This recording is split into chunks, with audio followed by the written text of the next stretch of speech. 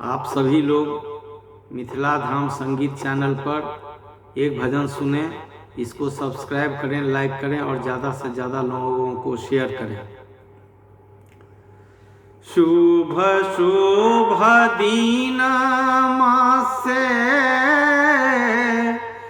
भैलया सगुनमा से नोर ढारेला, ओहो नोर ढारेला।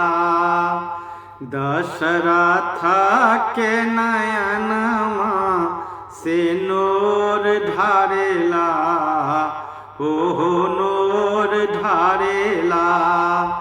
दशरथ के नयनमा से नोर ढारेला, ओहो नोर ढारेला।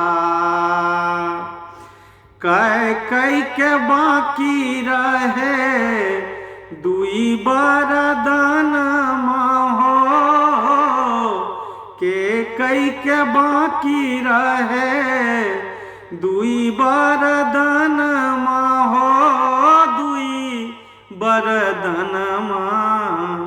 भरत जी के राज मिलत राम जय हैं बनमा से नोर ढारेला, ओहो नोर ढारेला।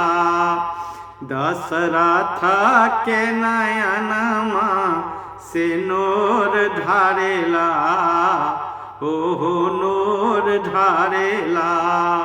दशरथ के नयनमा से नोर ढारेला, ओहो नोर ढारेला।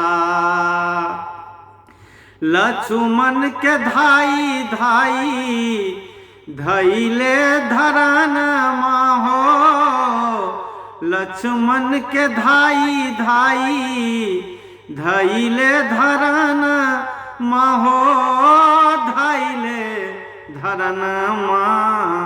सिया जी बेचारी कैसे बिछुरे परनमा से नोर ढारेला, ओहो नोर ढारेला। दशरथ के नयनमा से नोर ढारेला, ओहो नोर ढारेला।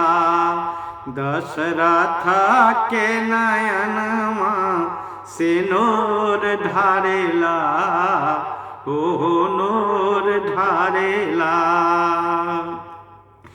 चहुंदी सिरोबे लगली नील आसमानमा हो, चहुंदी सिरोबे लगली नील आसमानमा हो, नील आसमानमा। अवध नगर रोबे रोबेला पवनमा से नोर ढारेला, ओहो नोर ढारेला।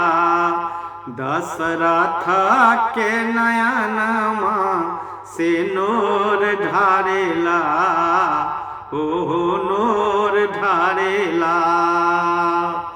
शुभ शुभ दीनमा से भैलया सगुनमा से नोर ढारेला, ओहो नोर ढारेला।